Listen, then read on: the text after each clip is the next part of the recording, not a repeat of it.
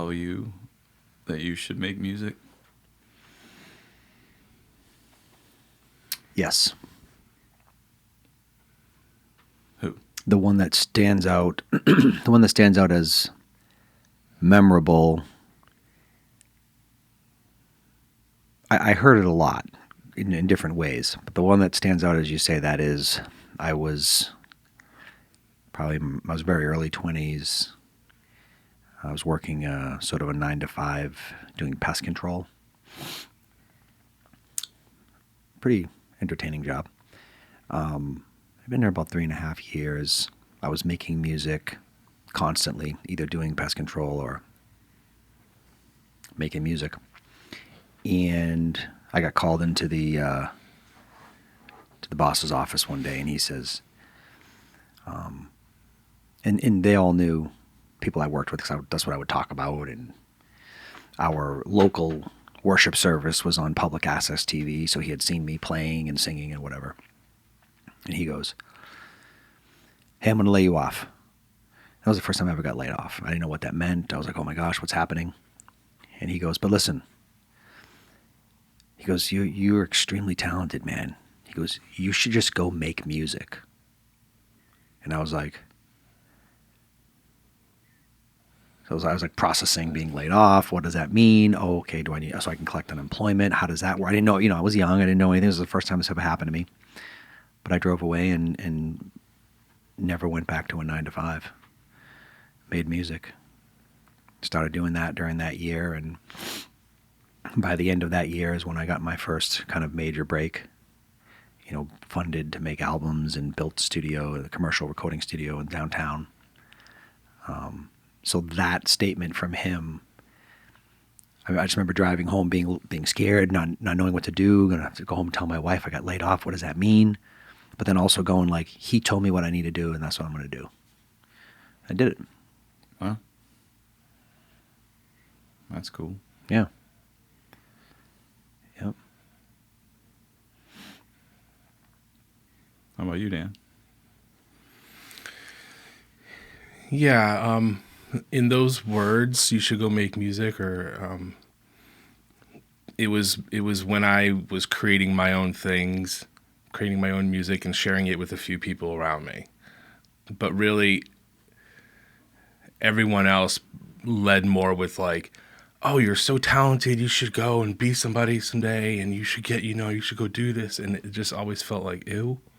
Like I didn't need that, I didn't want that in my gut, in my heart. I just like, be somebody, and then thinking about that was just like, I kind of choose my family first in this, and my grandfather did that when he had opportunities. He's like, no, I got 5 kids and a wife. I'm gonna, trust that this is the, So, and so even in even being a worship pastor and leading people in worship, people would be like, "Oh, American Idol this," or "Oh, you should go do this, you should go be this, you should go do," and I'm like, I'm not only content but overjoyed with what God has me doing and allowing to express it this way for Him. And so, hey, maybe someday those things are in His plan, but I feel like I've even said to someone, the way that you envision that is as happy as I am doing what I'm doing right now. And how God has me expressing it. And then so when I created my own music and shared it with a few around me, they're like, "Dude, that's really good. You should keep doing that." Or, "Are you going to play this out? You should share this. You should, I'm like, yeah. And then I go home and play and keep it to myself. And my daughter's telling me to leave the room at 5 years old because it's too loud. She can't watch her shows, So that was when I did start making it and kind of playing it out. It was just more of something I needed to do. But yeah.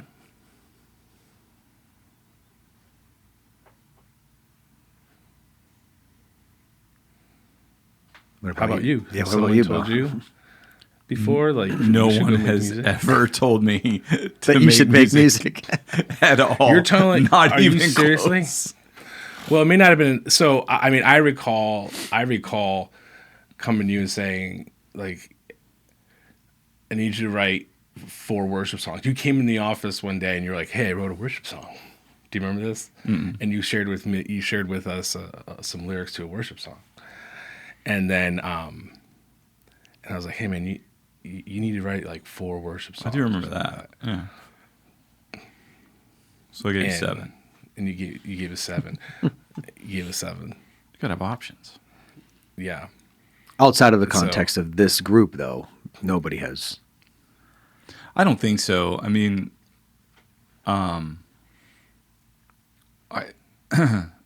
mean, for obvious reasons, I don't have any particular skills. I was like, what's he going to say? What are you going to say? He's out on a particular set of skills.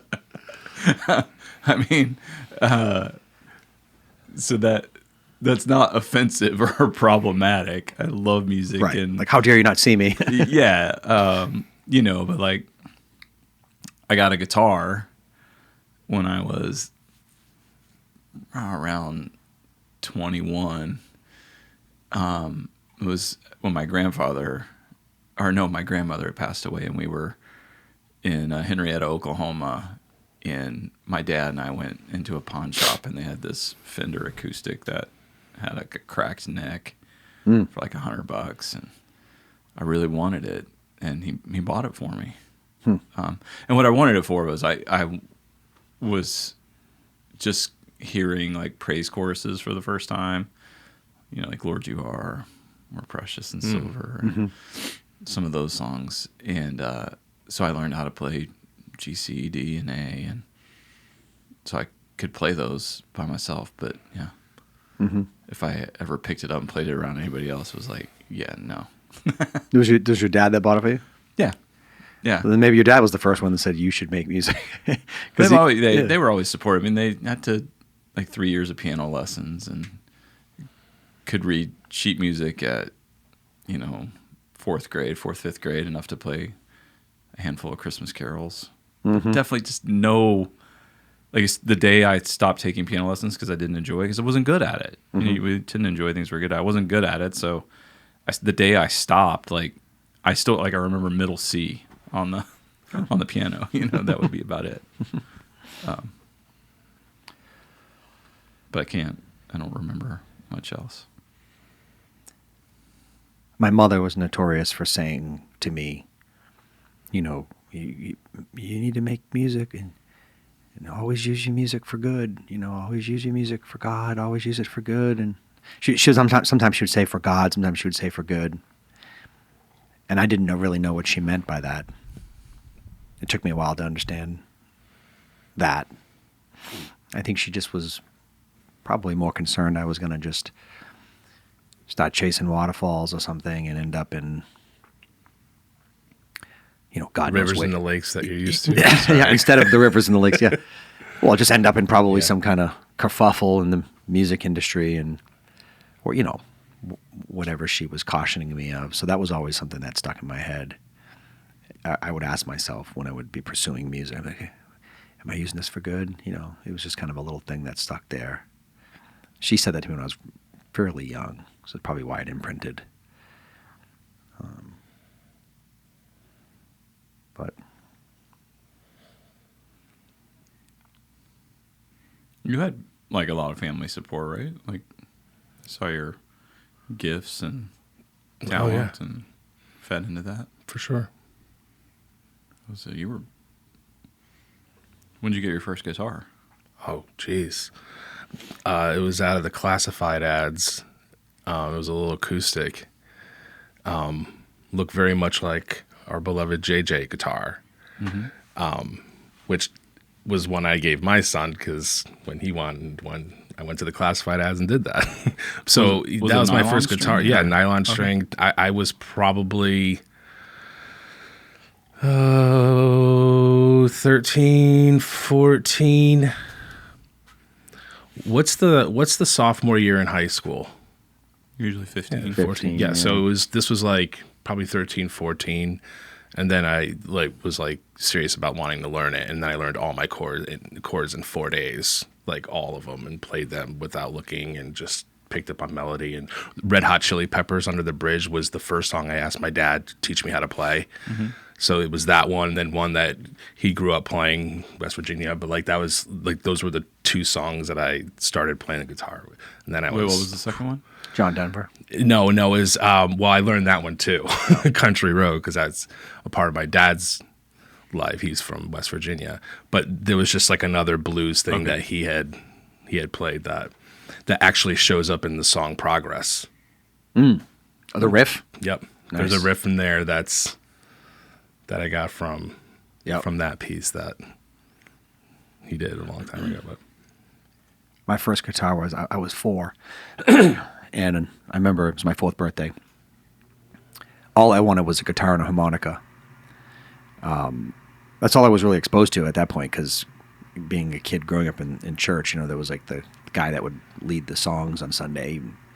He had a harmonica and he had an acoustic and very folky, and I think I told you about him before. He's wrote all these original tunes, and so I'm just like, I need a guitar. So I actually have a picture, a side-by-side that I made. It's a picture of me at 4 holding my acoustic guitar with my harmonica, and then it's like fast forward to Aiden. He's like about 4, and he has a guitar and his harmonica, and we look like we're brothers, But I didn't have anybody to teach me really, and it was like guitar was my first passion, but I quickly like drifted into the keyboard. Bought a little. It's like $25 at a yard sale. I remember it was like a little Casio. It had the mini keys, and then it was then it was like the wind organ. I had like a wind organ. Yeah. You turn on, and it was like you'd hear the vacuum, and it would power on, and then I didn't have a lot of musical people. I didn't have any like musical peers around me. Yeah. So you know what I mean. So I grew up with music. My parents had Bible studies every Tuesday night for the longest time, and my dad would, lead in different services, different places, and then my mom's side of the family were, all Spanish musicians, vocalists, all the, just all around it and love it and enjoy it. But, prior to 13, 14, it was all about Little League baseball, and like it just didn't belong there. Right, same. But I was like committed to it because that's what my peers were doing, and I played all the sports and did all these things and had fun in the neighborhood in different ways, skateboarding and all that stuff. But then it was just like, okay, what do I want to do? And I was like, oh, I want to play the guitar. We had a piano in the house. We had, my brother played the piano all the time. So it was just like we kind of found our knack at the same time there musically, and kind of jumped into music both hands and feet. What about vocally? Did that initially come naturally, or massively developed, or? I never had plans on doing anything vocally. So after that little acoustic guitar and then going to the wind organ, I was big on rhythm and drums, and so I would build my own drum sets and play to the records, and my whole thing was musicianship and just rhythm. I used to love to, take the tape recorders and record them back to each. Like I've told you guys before, I was fully grown. I did a demo CD. It had about 7 songs, instrumental, and it was just like my pride and joy, because it was like I had spent all this time crafting the drums and the different instruments, and it was like I burned CDs, maybe 10, and gave them out. And I gave one out to my wife's cousin's husband at the time. Yeah, her cousin's husband. And he was a dude from the South. And he said he was wearing the CD out. I was like, I love it. He goes, but you know what? It'd be so much better if you were singing on it. And I'm like, I'm not a singer. And he's like, man, I don't think you're ever going to get where you really want to go unless people can hear your voice. And this was just like some random conversation. So after that, I started experimenting, getting a microphone and trying to figure it out, and recorded like a bunch of songs that just sounded best. So I was learning what I'm supposed to sound like and getting used to hearing my voice. That was really when I started singing. So I was probably early 20s, yeah. Would have been probably 21. The first time I really opened my mouth, I was like, that's what I sound like? But we have a video of when I was like 8 or 9 years old, where I was like the lead in a play called The Vinegar Boy. And it was a play about the boy that was told by the centurion to give Jesus the vinegar. Okay.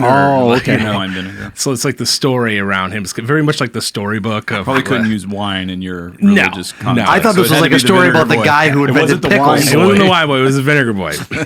I'm like, are they teaching you how to make a wasn't brine? wine in that.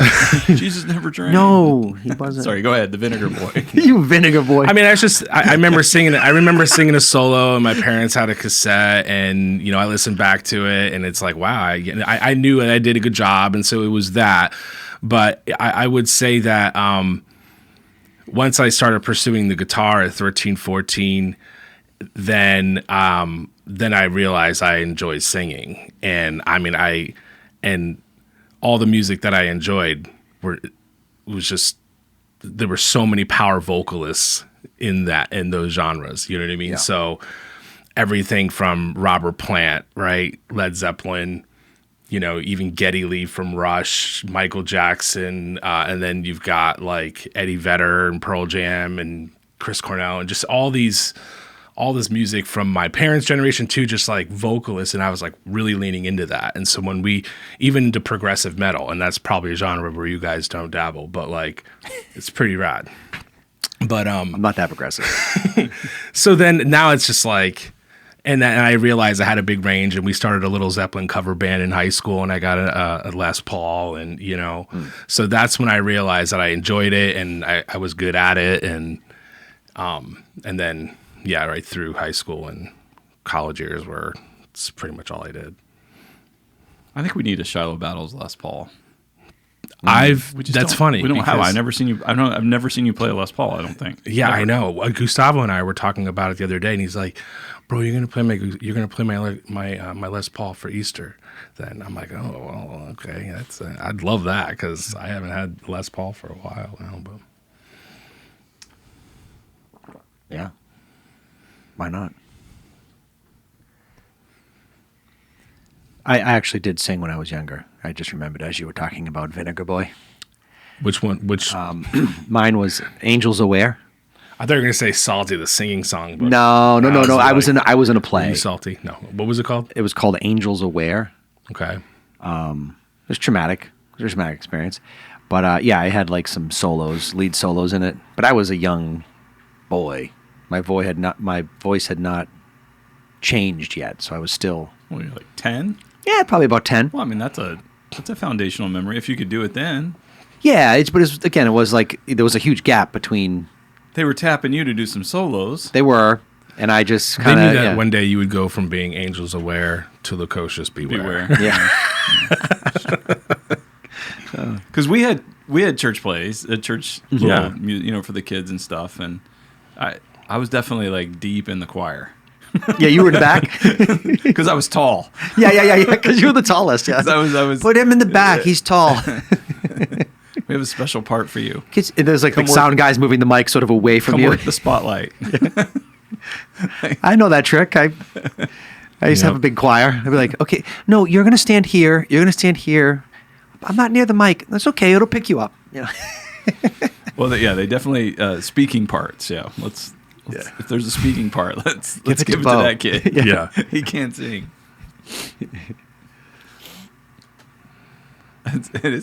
It's funny, like to love music so much and like not be able to do it.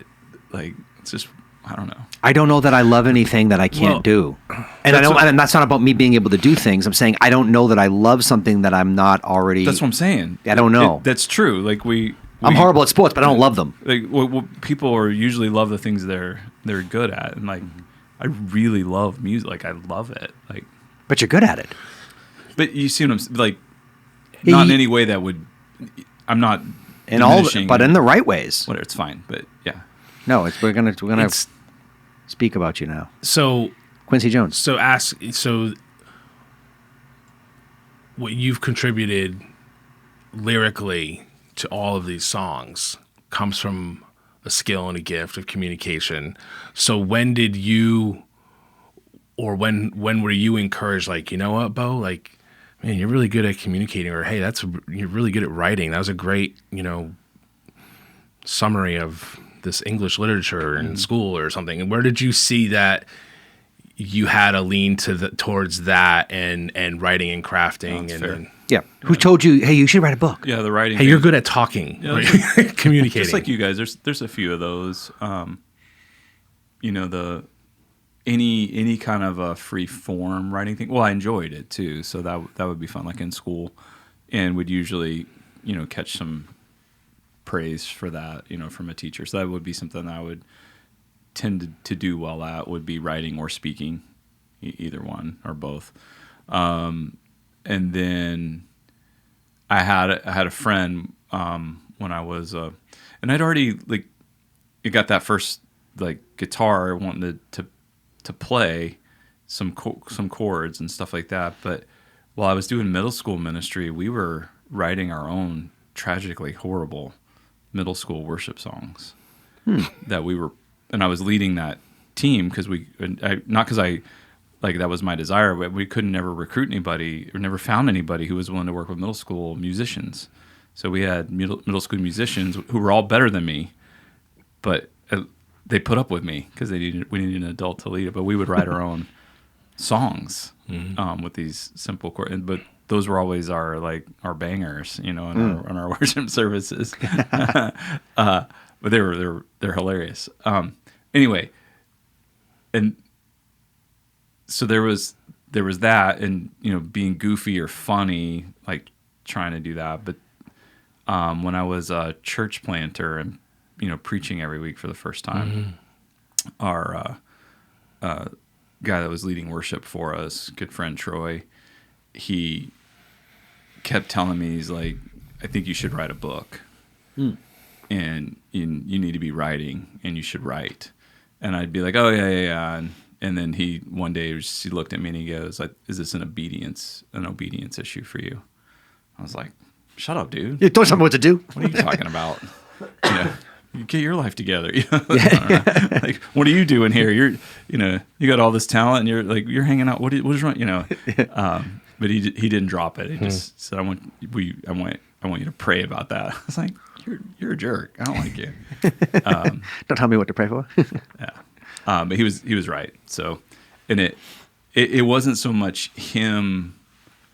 It was a good friend and somebody who's incredibly talented, recognizing something and seeing something in me that was there that I wanted to do, but didn't think I had the right to do, or the position or whatever to do. And somebody basically just giving me permission to do that, to try.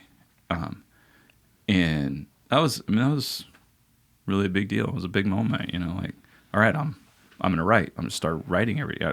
What does it mean? How do you write a book? Well, you start writing. You write every day. But yeah, it came from, so I think for most people, there's moments like that where somebody fires you. Yeah. I mean, I fired him, the guy that challenged me to write. Don't tell me to write. You're fired. Did it happen right after? Yeah, it happened right after. No, it was a little while after, but I fired him so he could, move to LA. He was, conflicted on acting and, staying with us. Oh, and yeah. I was like, Okay. I'll make this easy It's on the you. voice actor? Yeah, you're fired. Yeah. But You just said something that if we hadn't tried to unpack it, it would speak to something probably deeper or at the core of who we are. But because I resonated immediately when you said permission, he was giving you permission. It's what is this thing that we need? We kind of need a communal permission to almost be. Because I felt the same with music. I think it's easy for us to feel like imposters, I guess, in a way, like imposter syndrome, where this might not correlate to what that really means. But what I'm saying is, am I a musician? Am I a singer? Am I a producer? I don't know. I feel like I am. I have a track record to say I have been, but when I look at other singers or producers or musicians, I don't always feel like I'm one of them. Yeah. So then, does that mean that I feel like I'm an imposter? Like, hey, I'm one of you guys, I think, you know what I mean? But then the permission thing, so I guess there's two things. That, and I'd love to hear your thoughts on that, but then also like needing permission to kind of be who we are. Like Troy kind of said, hey, you know, I'm giving you permission to go do the thing you know you already want to do, so to speak. And I've felt that in my life. People telling me like, and key people, not everybody has access to that part of me, but I've heard people tell me, yeah, this is you. This is what you should do. And I'm like, oh, thank you for that permission, you know. But Yeah, I feel like I've experienced permission to explore that and was encouraged to do that. Like family members and then people even just beyond that circle, a few friends or professors or what have you. And what they probably meant is really encouraging. I had a different definition or idea of what that would be like. Oh, you should be this thing, and it's like, it's not me. I don't think what I'm doing is that good. Like, come on, guys, Mm-hmm.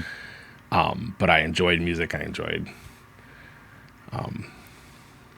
playing it, singing it, enjoyed writing it. I just didn't think writing it was something that needed to go anywhere, and I needed to pursue that as my thing, know.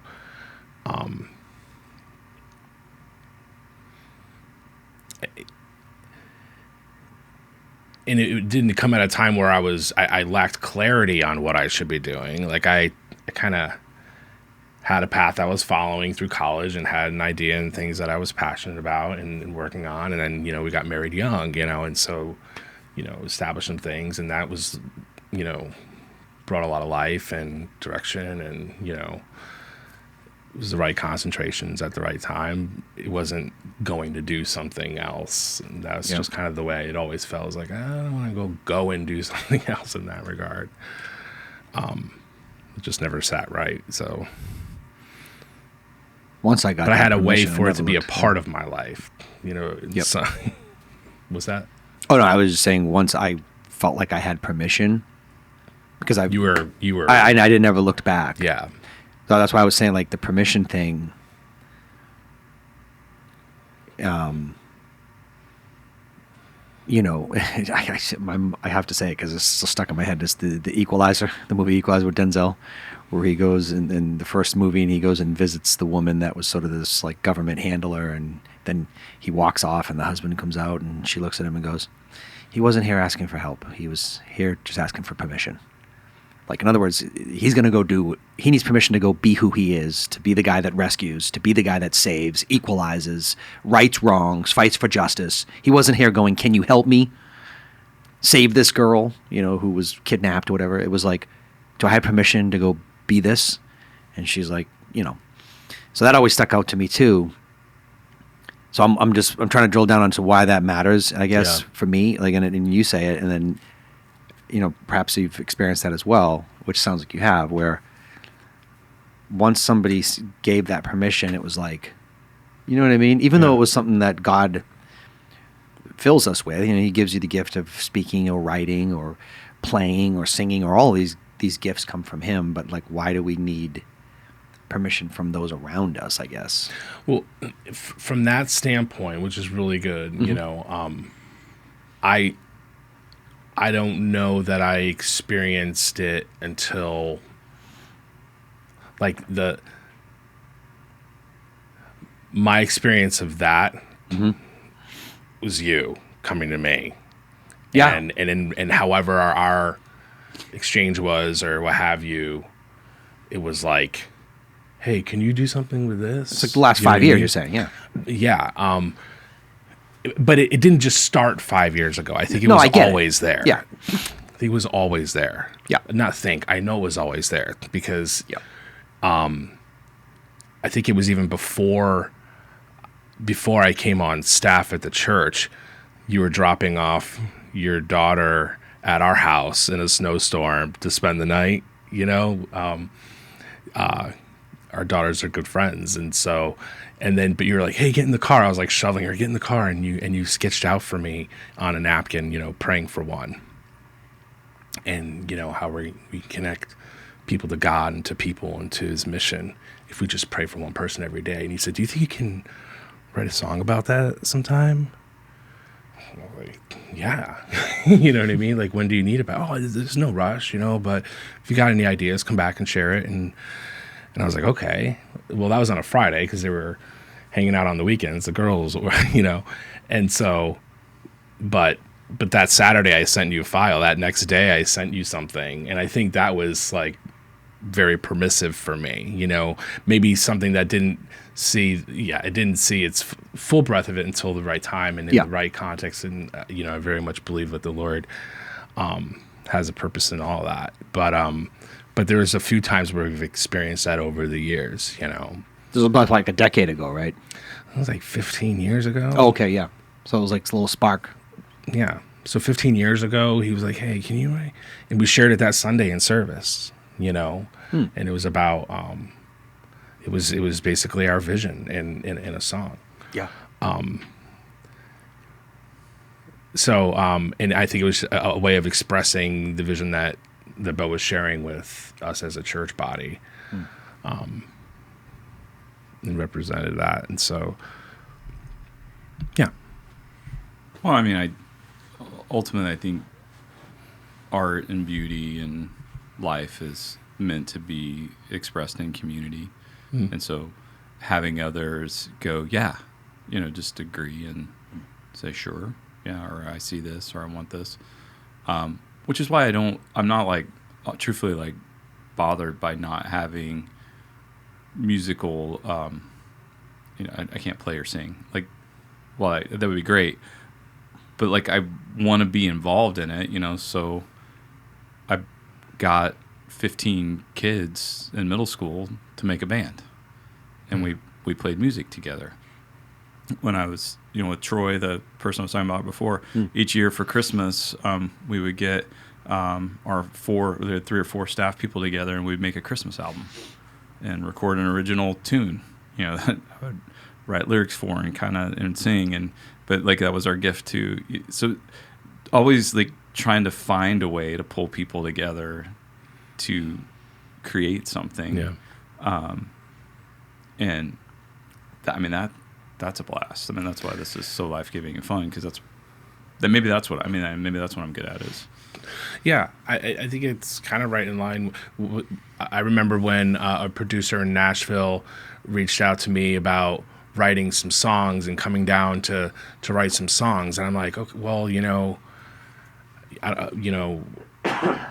what would that look like? And he's like, oh, well, we come down, we take I have someone that does lyrics, and we can take a look at these lyrics, and then I have someone that does really good at writing choruses, but this person I'm going to bring in, we're going to work on the bridge. And they're referencing, you know, musicians and creatives that have strengths in one section of the song more so than the other, and they pull in different people for different parts of it. And it's like, I don't know if any one of them can write an entire song, but they were, you know, so there was a way in songwriting in that way, to me was interesting to hear that, but did make sense, you know, in that there's ways that people are a part of writing, even though they may not do it, or oftentimes we just feel like if we're writing a song, I got to be able to write all of it, the lyrics, the music, the this, the that, you know. But we got too many self-imposed rules. Yeah, and if it's not this, then it doesn't count, and if it's not that, then it's not good, and if it's not going to do this, then it didn't have value, and if it's not going to, you know, sell or make me famous or whatever, then it wasn't worth it. And it's all garbage. It's just like create and do that in community and do things that you love and you enjoy, and that's enough. It's also about credit, you know, and that's to what you're sharing with the Nashville style of everybody needs a piece of the song because this is going to be a hit and we're all going to get royalties.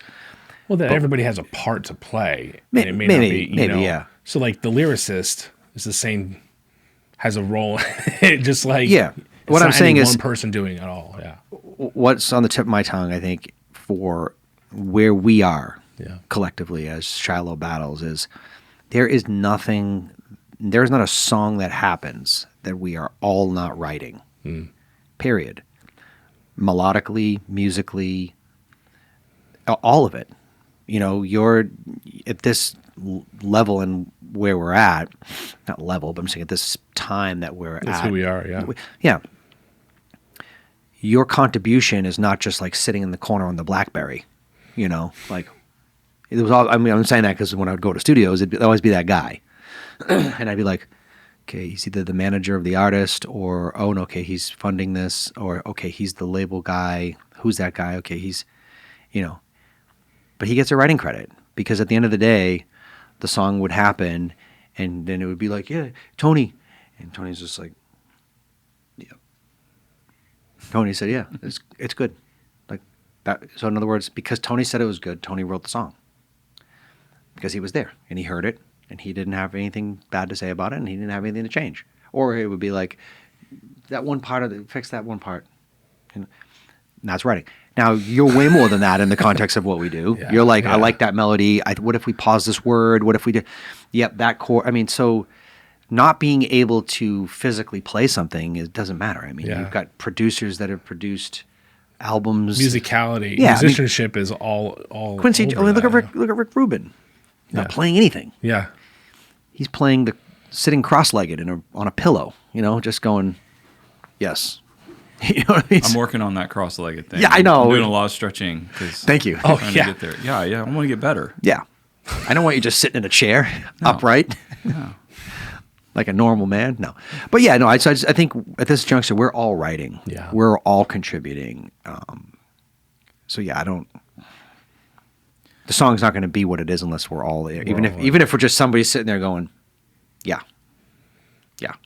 Because our voice matters, Well, it's the communal aspect, and when we talk about music and why we sit and do this, we enjoy it. We enjoy the conversation, and we enjoy sharing it. Not to tell people like how to be successful in the music business. Right. No, don't talk to us about that. We don't know. I mean, well, maybe we know. And we're not interested, or whatever. It's not. Yeah. I mean, I don't know that we're out sabotaging, but it's how to. I think we can provide some insight into how to really enjoy creating in community. I think a lot of people suffer in their creative process. There's no joy. Yeah. You know what I mean? Because of the benchmarks and all what you're saying. So I think, yes, I agree with more of that. If we could help anybody with anything, it wouldn't be like, here's how you write a great song, even though we write great songs. It wouldn't be like, here's how you produce it, here's how you do that, here's a whole system on how to get it. Would be like, here's how you get into community with respect and trust and have a great time. And be in the practice of writing together. And enjoy it, But not just writing, but like also sharing it and being confident. Like, here it is. Oh, okay, that song sounds like, oh, here it is. Here's what we did. You can like it, you can not like it. What we're going to do, we're going to go do more of that.